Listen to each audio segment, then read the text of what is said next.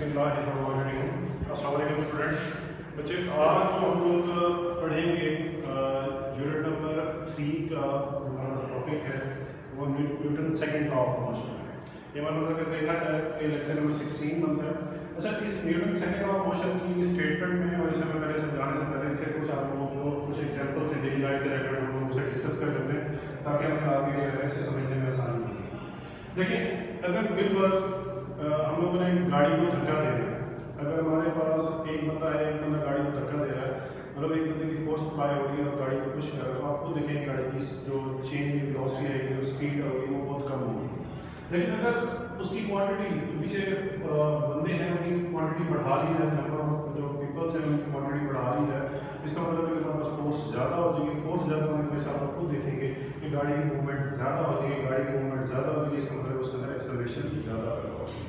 मतलब अगर कम फोर्स थी, कम फोर्स से एक्सेलरेशन जो पैदा हुई वो कम पैदा होगी।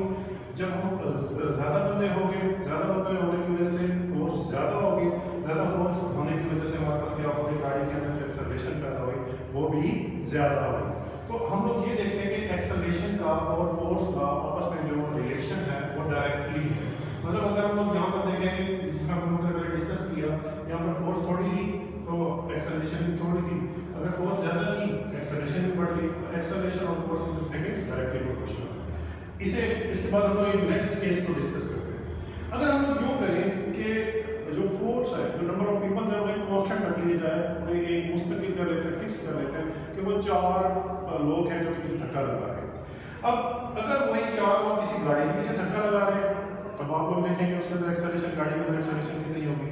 और अगर वही 4 लोग किसी बस के पीछे धक्का लगा रहे हैं तब क्या होगा।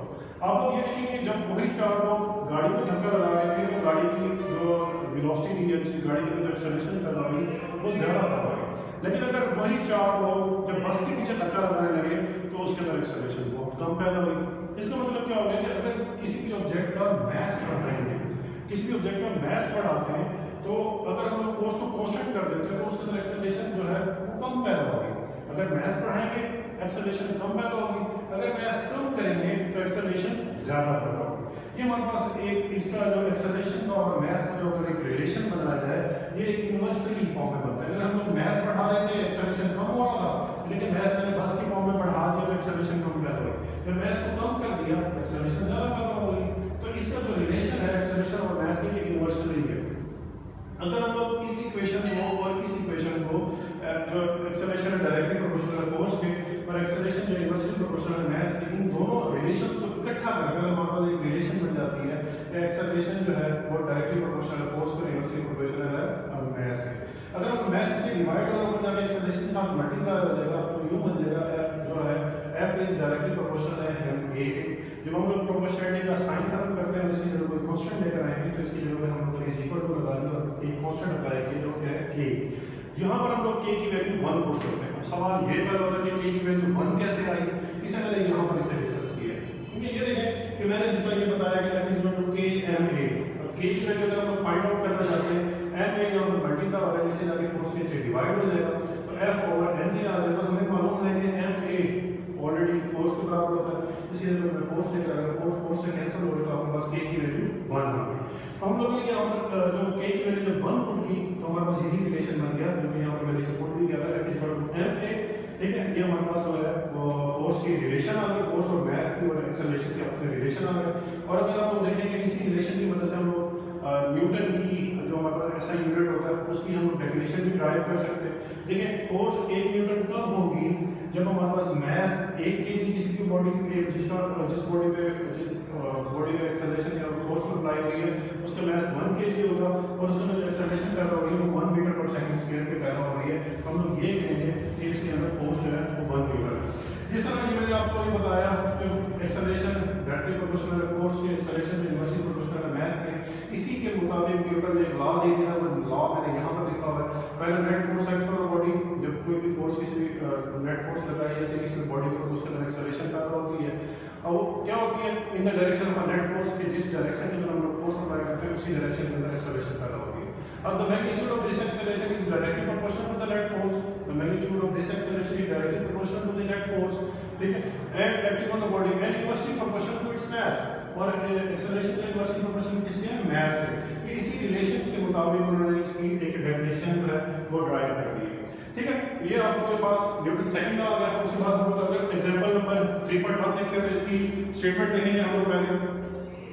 इसकी स्टेटमेंट देखें, find the acceleration that is produced by 20 Newton force in a mass of 8 kg। अगर मान लो मास 8 kg और फोर्स हमारे पास 20 न्यूटन लग रही है, अब बताएं उसके अंदर एक्सेलरेशन कितनी पैदा होगी। सिंपल हमारे पास जो फार्मूला है F is equal to ma, इसकी मदद से हम लोग एक्सेलरेशन फाइंड आउट कर सकते हैं। एक्सेलरेशन को फाइंड आउट करना है, मास को नीचे फोर्स के नीचे जाके डिवाइड कर देंगे तो हमारे पास एक्सेलरेशन आ जाएगी 2.5 metre per second square. Second example देखेंगे आप लोग, a force acting on a body of mass 5 kg produces the acceleration of 10 metre per second square. एक फोर्स किसी बॉडी के ऊपर लग रही है और उसका जो मास है बॉडी का वो 5 kg है और उसका जो एक्सेलरेशन पैदा हो रही है वो 10 मीटर पर सेकंड स्क्वायर हो रही है। If the acceleration what acceleration the same force, अगर फोर्स वही की वही रहे, फोर्स कांस्टेंट रहे, will produce the body of mass 8 kg, तो अब बताएं एक्सेलरेशन कितनी पैदा होगी अगर आपके पास जो मास है वो 8 kg बन जाए। मतलब ये पहले वाली m, इसे मैंने देखे m1 कह दिया और इसकी जो एक्सेलरेशन थी उसे मैंने a1 दे दिया। दूसरे वाले का जो मास था वो 8 kg था, उसे मैंने m2 दे दिया, उसकी एक्सेलरेशन हम लोगों ने फाइंड आउट कर ली है। अगर हम लोग न्यूटन सेकंड लॉ अप्लाई करते हैं, हमारे पास बराबर होता है, हमें मालूम है कि F बराबर होता है ma के, तो अगर हम लोग पहली दो रिलेशंस को m1 को और a1 को अगर आपस में इसे रिलेशन बनाएंगे तो हमारा रिलेशन ये बन जाएगा F इक्वल टू m1a, और अगर हम लोग सेकंड वाली इक्वेशंस का रिलेशन बनाएंगे तो हमारा जो बन जाएगा F इक्वल टू m2a, क्योंकि दोनों सूत्रों में फोर्स कांस्टेंट होती है, कांस्टेंट उसने खुद ही दे दिया, तो हम लोग इन दोनों इक्वेशंस का आपस में कंपैरिजन कर लेते हैं। m1a1 is equal to m2a2, हम लोग ने a2 की वैल्यू फाइंड आउट करनी है, m2 की वैल्यू नीचे जाके डिवाइड कर देंगे तो हमारे पास a2 की वैल्यू आ जाएगी। नेक्स्ट इसकी एग्जांपल देखेंगे हम लोग, example number 3.3। A cyclist of mass 40 kg exerts a force of 200 Newton to move his bicycle। एक साइकिलिस्ट जो है वो उसका वजन साइकिलिस्ट का जो है वो 40 किलो है और वो जो फोर्स अप्लाई कर रहा है बाइसाइकिल को चलाने के लिए वो 200 न्यूटन है। When the acceleration of 3 metre per second square, और जो बाइक के अंदर एक्सेलरेशन पैदा हो रही है वो 3 मीटर पर सेकंड स्क्वायर के हिसाब से पैदा हो रही है। How much is the force of friction between the road and the tire, आप बताएंगे कि उसके जो फ्रिक्शन है वो फ्रिक्शन कितनी पैदा हो रही है। सबसे पहले तो हम लोग नेट फोर्स फाइंड आउट कर लेते हैं। मास हमारे पास गिवन है, एक्सेलरेशन भी गिवन है, इन दोनों की मदद से हम लोग नेट फोर्स अप्लाई कर लेते हैं, नेट फोर्स फाइंड आउट कर लेते हैं तो हमारे पास 120 न्यूटन आ जाएगी। और हमें ये पता है कि जो वो लड़का जो है वो फोर्स अप्लाई कर रहा है वो 200 न्यूटन फोर्स अप्लाई कर रहा है। हम लोग अगर फ्रिक्शनल फोर्स फाइंड आउट करना चाहते हैं तो हम लोग की जो अप्लाइड फोर्स है, अप्लाइड फोर्स में से जो हमारे पास नेट फोर्स है उसे माइनस कर देंगे तो हमारे पास जो है फ्रिक्शनल फोर्स आ जाएगी, वो हमारे पास 80 न्यूटन आ जाएगी। नेक्स्ट हमारे पास जो टॉपिक है वो है difference between mass and weight. Mass और वेट का डिफरेंस, ये बड़ा इंपॉर्टेंट शॉर्ट क्वेश्चन भी है। तो देखिए इसकी हम लोग, मैंने इसकी डेफिनेशन और इसके पॉइंट्स वाइज से सेपरेट करके हम लोग मास को देखते हैं कि मास की सबसे पहले डेफिनेशन लिखी हुई है और सिमिलरली आगे वेट की डेफिनेशन लिखी हुई है। अब मास की डेफिनेशन देखें कि the quantity of matter possessed by body, ये किसी भी क्वांटिटी के अंदर जो मैटर मादा पाया जाता है उसे रिप्रेजेंट कर रहा होता है।